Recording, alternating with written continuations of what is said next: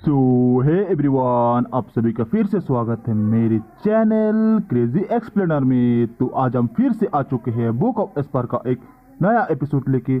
जिसने पिछला एपिसोड नहीं देखा जाकर पहले वो देख लो, और जिसने देख लिया शुरू करते आज का ए वाला एपिसोड।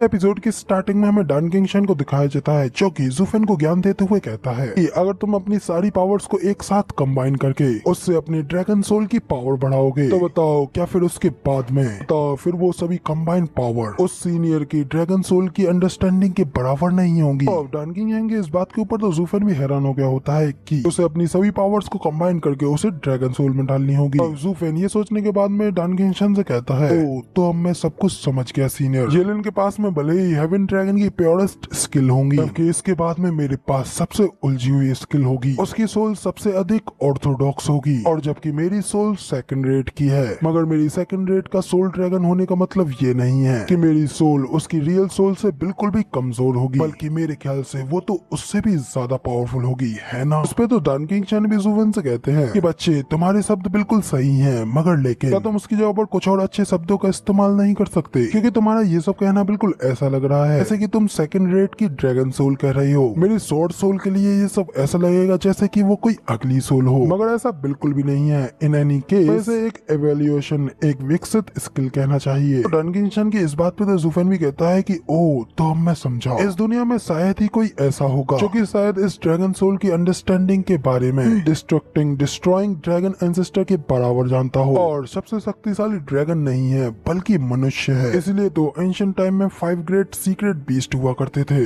उसके साथ साथ 10 ग्रेट सोवेरियंस भी। उन्होंने गॉड से मिले टैलेंट या फिर गिफ्ट के ऊपर विश्वास नहीं किया, बल्कि ह्यूमैनिटी को और भी ज्यादा स्ट्रॉन्ग बनाने के लिए उन्होंने आर्ट और कई सारी कल्टीवेशन मेथड्स को तैयार किया, और वो भी सिर्फ और सिर्फ अपनी अंतर्दृष्टि पर भरोसा करते हुए। यहीं पे येलिन के पास में ड्रैगन रेस की राइटफुल इनहेरिटेंस है, मगर फिर भी इससे क्या फर्क पड़ता है। मेरे पास भी सभी तरीकों की कई सारी पावर्स है, लेकिन मैं अपनी ड्रैगन सोल में मिक्स करके उसे पावरफुल बनाऊंगा, और मैं अपनी उन सभी पावर्स का यूज करते हुए एक ऐसी चीज क्रिएट करूंगा जो कि राइटफुल इनहेरिटेंस से भी ज्यादा स्ट्रॉन्गर होगी। अब ये सब सोचने के बाद वो ज़ुफेन काफी ज्यादा खुश हो जाता है, और फिर डान किंगशन को शुक्रिया करते हुए कहता है, सीनियर वाकई में मेरी आंखें खुल गई, और मुझे इस तरीके से जगाने के लिए आपका बेहद बेहद शुक्रिया। मैं समझ गया हूँ कि मुझे उसके साथ में किस तरीके से फाइट लड़नी है। तो इस पर डान किंगशन भी हंसते हुए कहता है कि ये तुम्हारी ही रियलाइजेशन है जिसने कि ये सब किया, इसलिए मुझे उम्मीद है कि 3 दिन बाद में तुम जरूरी एक ऐसे एक्स्ट्रा ऑर्डिनरी मूव को तैयार कर लोगे कि तुम्हें वाकई में जीत दिला पाएगा, और फिर तुम उस बच्चे को एक नई सच्चाई दिखाना कि तुम्हारा डिमोनिक ड्रैगन उसका ऑर्थोडॉक्स रियल ड्रैगन से भी ज्यादा स्ट्रॉन्गर होगा, फिर तब आएगा मजा। इसके अलावा मैंने तुम्हारी कोई मदद नहीं की है, मैंने तो बस ये सब इसलिए किया क्योंकि तुमने मेरे फेवर को एक्सेप्ट किया है। तो बताओ क्या तुम इस ओल्ड मैन की मदद करोगे। तो इस पर ज़ुफेन भी डान किंगशन को अपनी फुल रेस्पेक्ट देने लगता है, और हंसते हुए कहता है, हाँ ऑफ कोर्स, मेरा सीनियर के लिए डेंजर में जाना तो बिल्कुल वर्थ इट है, इसलिए प्लीज आइए, मैं आपकी मदद जरूर करूंगा। तो इसी के साथ में यहाँ पे सीन चेंज होता है, हमें शाम का सीन दिखाया जाता है। ये सारी बातें करते हुए ज़ुफेन वापस पवेलियन में चलता हुआ आ रहा होता है, और तब इसी के साथ में आगे बढ़ते हुए अपने कुटिया के सामने पहुंच करके ज़ुफेन अपने साथ में वेनेवलियन, सिस्टर चुचू और बाकी सभी लड़कियों को भी देखता है, जो कि वहाँ से अचानक से ज़ुफेन के गायब हो जाने की वजह से काफी ज्यादा परेशान हो रहे होते हैं। तो उन्हें देख ज़ुफेन अपने मन में कहता है कि अगर ये सब लड़कियां यहाँ पे क्या कर रही हैं। तो वेनेवलियन मर करके ज़ुफेन को देखते हैं, तो वो उससे कहते हैं कि हे बच्चे, आखिर तुम कहाँ चले गए थे, और मुझे यहाँ पर तब से लग रहा था कि शायद तुम्हारे साथ में कुछ गलत हो गया। तो ज़ुफेन उनसे कहता है कि आखिर मुझे क्या हो सकता है, और यहाँ पे मुझे तो ये जानने को सकता है कि आखिर तुम सभी लोग यहाँ पर क्या कर रहे हो। तो उस पर वेनेवलियन भी ज़ुफेन से कहते हैं कि तुम भले ही यहाँ पर बिल्कुल ठीक हो, यहाँ पे बाहर बिल्कुल तुम्हारी तरह एक और सन की पागल है, इसलिए हमें इस बात का डर था कि कहीं तुम दोनों ही सन की अपने गुस्सेल टेम्पर की वजह से कहीं जाकर के अभी ही लड़ने न लग गए हो, और अगर ऐसा होता तो फिर भगवान ही जाने कि आगे क्या होता। इसलिए साथ ही ये सारी लड़कियां भी तुम्हारे लिए यहाँ पे परेशान हो रही थी, तो इसलिए मैं ये बात तो जरूरी कहूंगा कि तुम वाकई में लड़की लोगों में काफी ज्यादा पसंदीदा आदमी हो। और फिर वो हंसते हुए कहते हैं कि तुम जैसे ही डबल ड्रैगन गैदरिंग में आए और जैसे ही तुम वहाँ से बाहर आए, तुम्हारे पीछे तो यार लड़कियों का दल लग गया। तो वेनेवलियन की इस बात पे तो फेरी सुई भी थोड़ा शौक हो जाती है, और फिर उनसे कहती हैं कि वेनेवल प्लीज थोड़ा और सीरियस हो जाइए, क्योंकि हम सभी लोग यहाँ पर सिर्फ और सिर्फ सिस्टर किंगचन की वजह से ही आए हैं। इस पे तो वेनेवलियन भी लाइक मन में कुछ और जवाब पे कुछ। तभी इधर ज़ुफेन थोड़ा और इधर उधर उन सभी लोगों की ओर देखता है तो वो थोड़ा शॉक हो जाता है। सामने हमारी प्यारी दुलारी सिस्टर चूचू एकदम टकराटक खड़ी होती हैं और फिर वो उसके सामने आते हुए उससे कहती हैं, ज़ूफ़ेन ये लिन बिल्कुल भी नॉर्मल नहीं है और यहाँ तक कि वो तुमसे भी ज्यादा स्ट्रॉन्गर हो सकता है, तो क्या तुम फिर भी उसके साथ में फाइट लड़ोगे? तो ज़ूफ़ेन उनसे कहता है कि हाँ ऑफ कोर्स, यही तो मेन रीजन है की वजह से मेरा मन उसके साथ में फाइट लड़ने का और भी ज्यादा है। पर मुझे बताओ, क्या तुम्हें यकीन है कि मैं जीत जाऊंगा? ज़ूफ़ेन की इस बात के ऊपर तो भाई किंग चेन ने इस कातिलाना लुक के साथ में एक क्यूट से स्माइल देते हुए कहते हैं कि हाँ ऑफ कोर्स, मुझे यकीन है कि तुम जरूर जीत जाओगे। मगर सिस्टर चूचू की इस बात के ऊपर अभी भी ज़ूफ़ेन थोड़ा सैड फील करते हुए मन में दोनों के ड्रैगन्स के पावर गैप के बारे में ही सोच रहा होता है। और फिर इस सब के बारे में सोचने के बाद में फिर वो किंग चेन से कहता है कि अगर मैं ऑनेस्टली कहूँ तो मुझे जरा भी कॉन्फिडेंट नहीं है कि मैं इस फाइट को जीत जाऊंगा और लगता है कि मैं निश्चित रूप से जरूर ही हार जाऊंगा। तो इस पर सिस्टर चूचू भी ज़ूफ़ेन को कॉन्फिडेंट बढ़ाते हुए उससे कहती है, ये क्या द ग्रेट स्टीवर्ट ज़ू के अंदर एक बार फिर से कॉन्फिडेंस की कमी आ रही है? तो मुझे अपने दिल की गहराई से बताओ, क्या तुम सच में फाइट लड़ना चाहते हो? तो अब सिस्टर चूचू की इस बात के ऊपर ज़ूफ़ेन एक पल के लिए उन्हें देखने लगता है और फिर आगे कहता है कि ये भले ही स्थिति बिल्कुल निराशाजनक हो, लेकिन फिर भी मुझे अपने सामने के इस बाधा को पार करना ही होगा, इसलिए मुझे उसके साथ में फाइट तो लड़नी ही होगी क्योंकि यही मेरा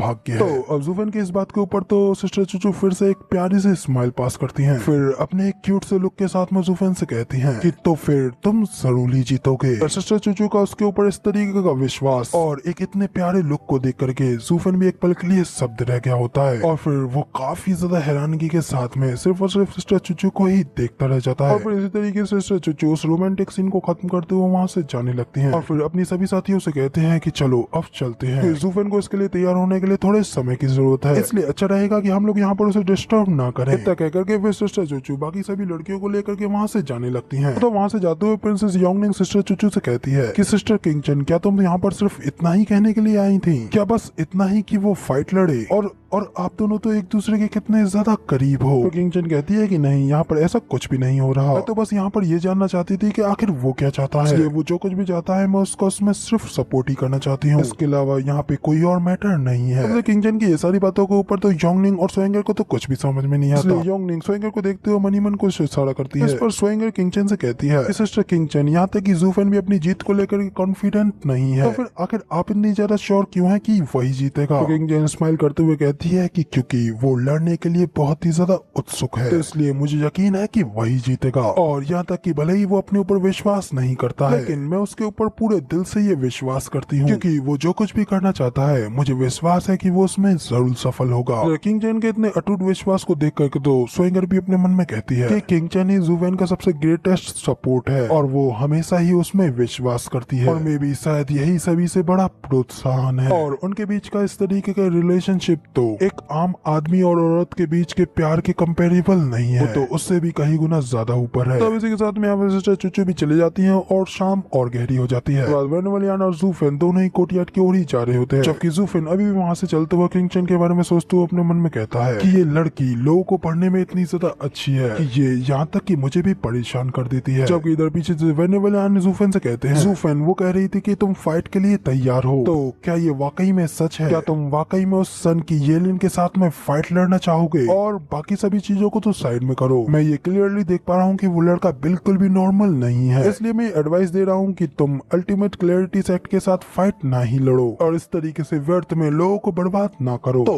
वेनुवलियान की इस बात के ऊपर तो ज़ूफ़ेन स्माइल करते हुए उनसे कहता है कि नहीं, मैंने कभी पहले लड़ाई नहीं की क्योंकि मुझे ऐसा करने का मन ही नहीं था, क्योंकि वो सभी लोग बेहद ही ज्यादा कमजोर थे, मगर इस बार मैं अपनी जान को दांव पर लगा करके इस फाइट को लड़ूंगा। ज़ूफ़ेन के कोर्टयार्ड को दिखाया जाता है। इसके बाद हमें एक कमरे के गेट को दिखाया जाता है जिसके अंदर ज़ूफ़ेन बेटा अपने आप को कल्टीवेट कर रहा होता है और इसी तरह कल्टीवेट करते हुए वो अपने मन में कहता है, अब तक मेरे पास बर्निंग स्काई गोल्डन फ्लेम से लड़ने का एक तरीका है, मेरे पास उसको टक्कर देने के लिए 3 सीक्रेट पावर्स हैं, जैसे एक मेरी अशुरा ब्लू फ्लेम है, दूसरी पर्पल लाइटनिंग और तीसरा किलिंग का हैंड, और मेरी ये तीनों पावर्स ही बर्निंग स्काई गोल्डन फ्लेम के बराबर की हैं। लेकिन मेरी इन सभी पावर्स में एकमात्र कमी सिर्फ यही है कि मेरी इन पावर्स का लेवल मेरी कल्टीवेशन की वजह से कम है। मेरी ये पर्पल लाइटनिंग 12 लेवल्स में डिवाइडेड है और अभी फिलहाल मैं करंट में इसके चौथे या फिर 5वें लेवल तक ही पहुंचा हूँ। लेकिन उस येलिन की गोल्डन फ्लेम को देख करके मुझे डर है कि उसका लेवल कम से कम मेरी 6 लेवल की पर्पल लाइटनिंग के पावर के बराबर का है। और इस तरीके से हम दोनों के बीच की इस एनर्जी फाइट में हम दोनों तरफ के फायदे और नुकसान तुरंत ही देखे जा सकते हैं। येलिन इन पावर लेवल्स की डीपनेस में जीत रहा है जबकि मैं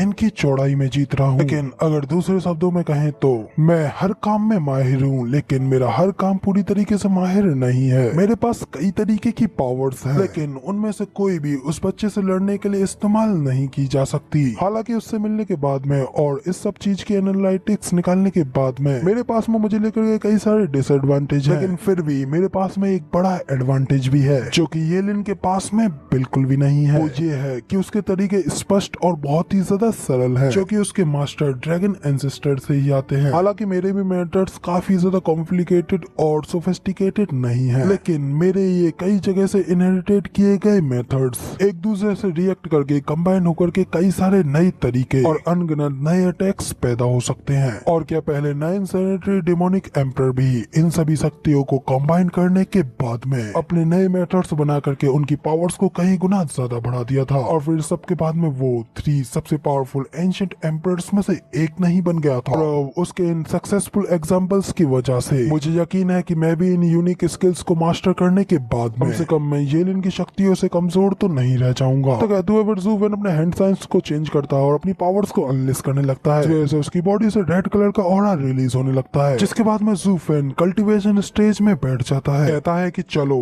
अब इसको शुरू करते हैं। इतना कहते ही ज़ूफेन की बॉडी से हेवनली ड्रैगन की सोल फॉर्म रिलीज होती है। इसके साथ ही उस ड्रैगन की सिर पे अशूरा ब्लू फ्लेम भी अपीयर होती है। साथ ही वो ड्रैगन वायलेंट रेड ऑरे को रिलीज कर रहा होता है। इसके बाद में आगे क्या होता है उसको ना दिखाते हुए सीधा यहाँ पे सीन चेंज होता है। फिर हमें डबल ड्रैगन गैदरिंग में येलिन के कोर्टयार्ड को दिखाया जाता है। यहाँ पे येलिन भी बैठा आने वाले मैच की प्रैक्टिस कर रहा होता है। फिर वो भी अपनी गोल्डन फ्लेम को रिलीज कर कहता है ड्रैगन एक सबसे ज्यादा क्रूल और सीवेज क्रिएचर है जो कि बेहद ही ज्यादा मजबूत और स्ट्रॉन्गर है, और इस दुनिया में मास्टर से अधिक उसके बारे में कोई नहीं जानता है। मेरे पास में भी एक हेवनली ड्रैगन सोल है, लेकिन उसका मेरी इस गोल्डन फ्लेम से कोई मैच नहीं है। उसकी फुल पोटेंशियल सिर्फ और सिर्फ उसके द्वारा ही अनलेस हो सकती है। और जबकि ज़ूफेन तुम्हारी वो हेवनली ड्रैगन सोल, उसका मेरी पावर्स के सामने तो कोई मुकाबला ही नहीं है, क्योंकि तुम्हारा वो ड्रैगन अपनी पावर्स का सिर्फ 20% ही यूज कर सकता है, जिसके बाद तुम देखोगे कि मैं ही सही हूँ। साथ में शायद येलिन भी अपनी हेवनली ड्रैगन को रिलीज करता है, जिस वजह से रात को भी उसके कमरे से काफी ज्यादा गोल्डन कलर की एनर्जी रिलीज हो रही होती है। उसे इतनी रात में भी कल्टीवेशन करता हुआ देख करके किंग के साथ में खड़ा डिसाइबल उससे कहता है कि जूनियर ब्रदर तो हमेशा ही एकदम शांत रहता था, तो फिर अब आखिर अचानक वो सेकुलरिज्म में क्यों चला गया? क्या कहीं ये दुनिया क्रेजी तो नहीं होने वाली है? इस पे वो किंग भी हंसते हुए कहता है कि ऐसा तब होता है जब आप अपने एक डेस्टिन्ड राइवल से मिलो, इसलिए अगर मैं भी उसकी जगह पर होता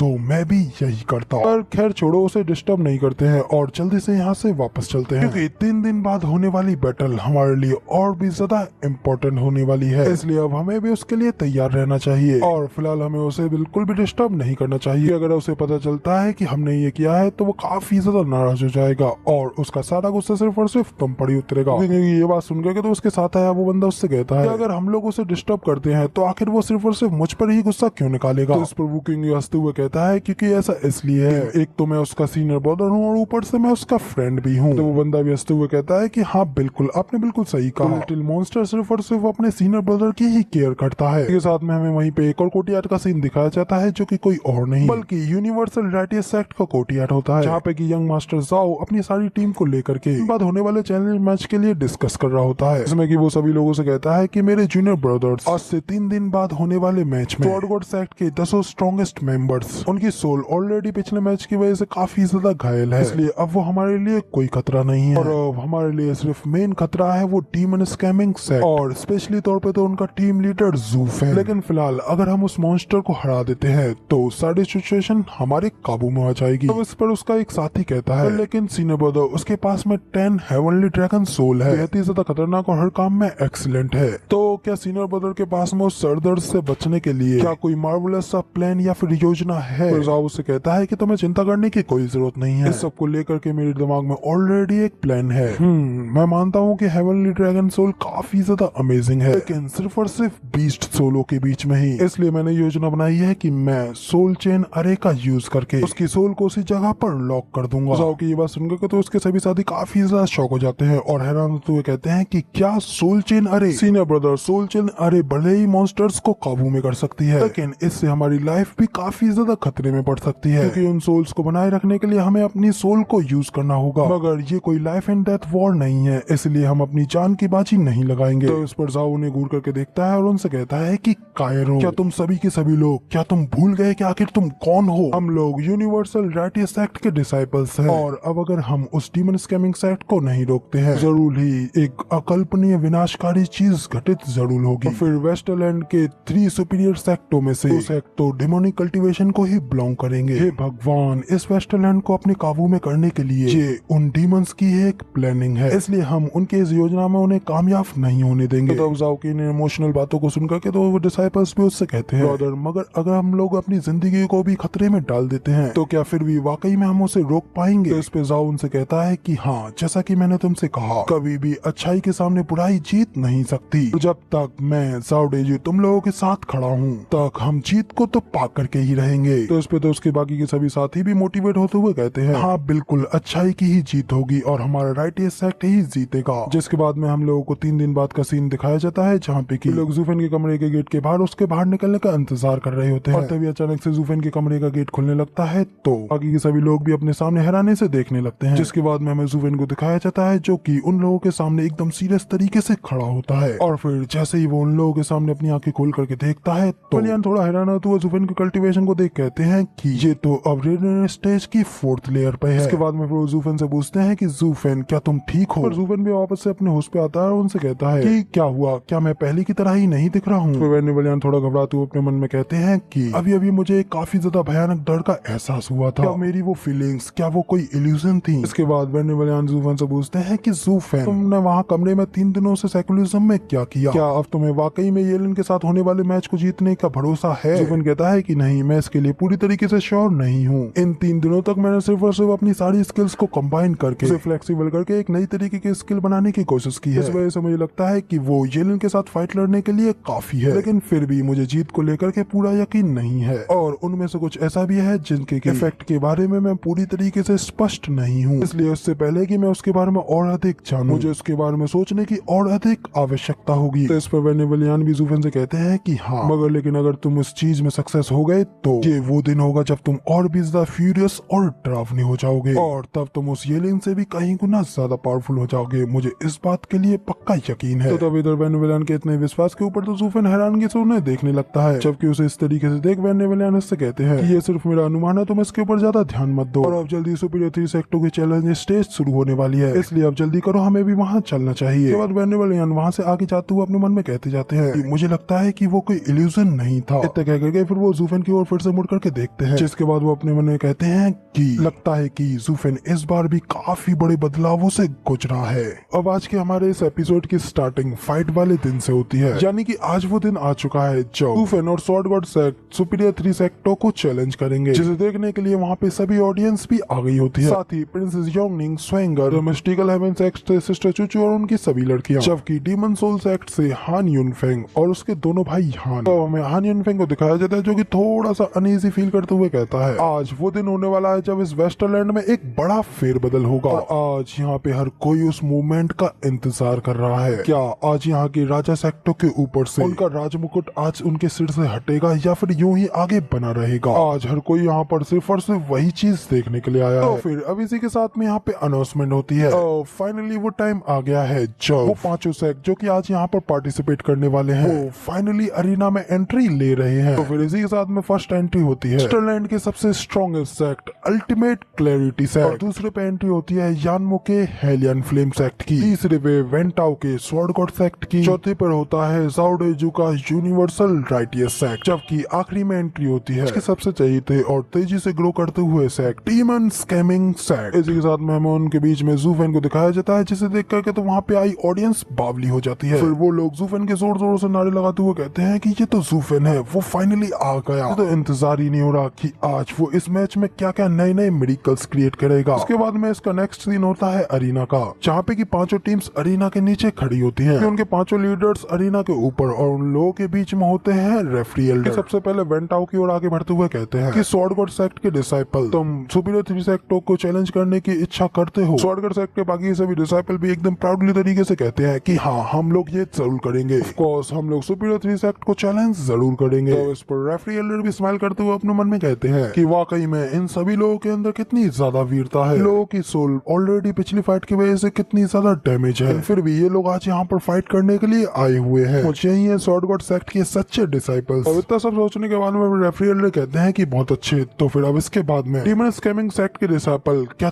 तुम भी सुपीरियर 3 सेक्ट को चैलेंज करना चाहोगे? तो अब इस पे सबसे पहले ज़ूफेन पीछे मुड़ करके येलिन की ओर देखता है, उसे ही देख स्माइल कर रहा होता है। तो ज़ूफेन भी उसकी ओर स्माइल करते हुए इशारा करके उसे हाँ कर देता है। वो रेफरी एल्डर से कहता है कि हाँ ऑफ कोर्स हम लोग सुपीरियर 3 सेक्टों को चैलेंज जरूर करेंगे, कि मैं ही तो हूँ यहाँ पे सबसे ज्यादा स्ट्रॉन्गेस्ट। और बस ज़ूफेन की जोश में इतना कहने की ही जरूरत ही थी। ऑडियंस भी जोरों से ज़ूफेन के नारे लगाते हुए कहती है ज़ूफेन ज़ूफेन ज़ूफेन। तभी दिखाया जाता है कि अचानक से कोई ज़ूफेन के सामने आकर के खड़ा हो जाता है, कि कोई और नहीं बल्कि येलिन होता है। तो ज़ूफेन की इस बात से नाराज हो चिल्लाते हुए उससे कहता है ज़ूफेन, मैं हूँ यहाँ पे वेस्टरलैंड का सबसे स्ट्रॉन्गेस्ट डिसाइपल, तुम तो सिर्फ और सिर्फ वो बनने की कोशिश कर रहे हो और अभी सिर्फ दूसरे स्थान पर हो। के बाद आते हैं मेरे सीनियर ब्रदर जो कि 3rd पे है। इधर येलिन के इस तरीके के व्यवहार को देख करके तो अचानक से पूरे अरीना में शांति छा जाती है। वो किंग भी थोड़ा अनईजी फील करते हुए येलिन से कहता है ब्रदर, तुम अपनी दोनों की फाइट में यार मुझे मत लो बीच में, मतलब तुम खुद ब खुद मुझे तीसरा स्थान दे रहे हो। अब तक इस वेस्टरलैंड के सबसे बेस्ट डिसाइपल होने का टाइटल मेरे पास है, ऐसे कैसे आखिर यार तुम मुझे यहाँ पर तीसरी प्लेस दे रहे हो? इस पे तो यानमो भी वो किंग को छेड़ते हुए उससे कहता है तुम्हारा जूनियर ब्रदर तो बहुत ही ज्यादा समझदार है, कि तुम्हारा जूनियर ब्रदर तुम्हारे फेस पर ही तुम्हारे फेस को चलने में माहिर है, कि उसने यहाँ पर तुम्हें तीसरी प्लेस पर धकेल दिया है। तो फिर सोचो आखिर उसने मुझे कौन सी प्लेस पर डाला होगा। और अब तो यार मुझे ऐसा फील हो रहा है जैसा कि मैं अपने गोल से और भी ज्यादा दूर और दूर जाता जा रहा हूँ। और कब से मैं सोच रहा था कि इस बार मैं पहली पोजीशन लेकर के आऊंगा, लेकिन अब देखो जरा इन 2 मॉन्स्टर्स की वजह से मुझे 4थी पोजीशन पे डाल दिया गया है। तो इसके बाद में हमें एक्सीलेंट हायरन को भी दिखाया जा रहा है जो कि हंसते हुए कहते हैं ज़ूफेन ये अच्छी तरीके से जानता है कि वो क्या कर रहा है और वो अपने असली प्रतिद्वंदी का सामना करने से पहले बिल्कुल भी लापरवाह नहीं है। तो इस पर एक्सीलेंट भाई में भी कहते हैं कि हाँ बिल्कुल, इससे पहले कोई जीते या न जीते उसे उसके दिल में अपने लिए विश्वास बनाए रखना चाहिए। और ज़ूफेन की इस तरीके से सभी के सामने अपनी सबसे शक्तिशाली होने की घोषणा ने और उसके सभी पीछे हटने के रास्तों को काट दिया है। और वो दोनों लोग जल्द ही एक दूसरे से टकरा करके ये दिखा देंगे कि आखिर वो लोग किस चीज से बने हैं। इसका मतलब वाकई में वो लड़ाई देखने में काफी ज्यादा मजेदार होगी। इसी के साथ में हमें अरीना में ज़ूफेन और येलिन को दिखाया जाता है कि एक दूसरे के बिल्कुल सामने खड़े होकर के एक दूसरे की आंखों में ही घूर रहे होते हैं। लेकिन तभी अचानक से रेफरी एल्डर उन दोनों के बीच में आते हुए उनसे कहते हैं कि आखिर तुम दोनों एक दूसरे को इस तरीके से क्या देख रहे हो, क्योंकि तुम दोनों के बीच की फाइट को शुरू करना अभी बहुत ही ज्यादा जल्दी हो जाएगा, इसलिए जल्दी करो और तुम लोग पीछे हटो, अपनी इस जल्दबाजी को छोड़ो और अपनी टर्न आने का इंतजार करो। इसके बाद मसाला तुम लड़ना मरना मारना फिर कुछ भी करना। रेफरी की ये बात समझने के बाद में तो दोनों ही फ्यूरियस मॉन्स्टर्स अलग अलग हो जाते हैं। जबकि दूर खड़ा ये देख करके तो यूनिवर्सल राटिया सेक्ट का ज़ाओडेजी तो गुस्से में थर-थर कांप रहा होता है। उससे में अपने दांत पीसते हुए अपने मन में कहता है कि आखिर तुम कमीनों का ये सब कहने का क्या मतलब है? मैं यहाँ पे बिल्कुल बेवकूफ खड़ा हूँ, तुम लोगों ने तो मुझे यहाँ पर ऐसे बाहर निकाल दिया कि कोई दूध में से मक्खी निकाल देता है। और आखिर ये कमीने रेफरी का कहने का क्या मतलब है? क्या आखिर तुम्हारी टर्न आने पर तुम लोग लड़ना, इसका क्या मतलब है? इसका कहने का मतलब तो सीधा ये है जैसे कि हमारा यूनिवर्सल राइटिया सेक्ट तो कुछ भी नहीं है और फाइट शुरू होने से पहले ही उसे हरा दिया गया है। अब क्योंकि ज़ाओडेजी इस समय गुस्सा होने के अलावा और कुछ नहीं कर पाता, हमें रेफरी एल्डर को दिखाया जाता है जो कि अनाउंसमेंट करते हुए कहते हैं और इसी के साथ में सुपीरियर 3 सेक्टों के इस चैलेंज मैच को शुरू किया जाता है। इसके साथ ही अगले सीन में ऑथर हमें बताता है कि जैसा कि स्वॉर्ड गॉड सेक्ट से एक्सपेक्ट किया था, सोल पहले यूनिवर्सल राइटिया सेक्ट के अगेंस्ट काफी ज्यादा घायल थी, जबकि यूनिवर्सल राइटिया सेक्ट ने तो पहले ही बिल्कुल बेशर्मी की तरह अपनी स्ट्रेंथ को बचाए रखा और उन लोगों के बीच के इस टीम बैटल को बड़े ही शॉर्ट टाइम में खत्म कर दिया। इसलिए अब अगली फाइट की बारी डीमन स्कैमिंग सेक्ट की है। अब इस समय यूनिवर्सल राइटिया सेक्ट के साथ में टीम बैटल करेगा। साथ में हमें उस सुमेरु वर्ल्ड के अंदर यूनिवर्सल राइटिया सेक्ट के सामने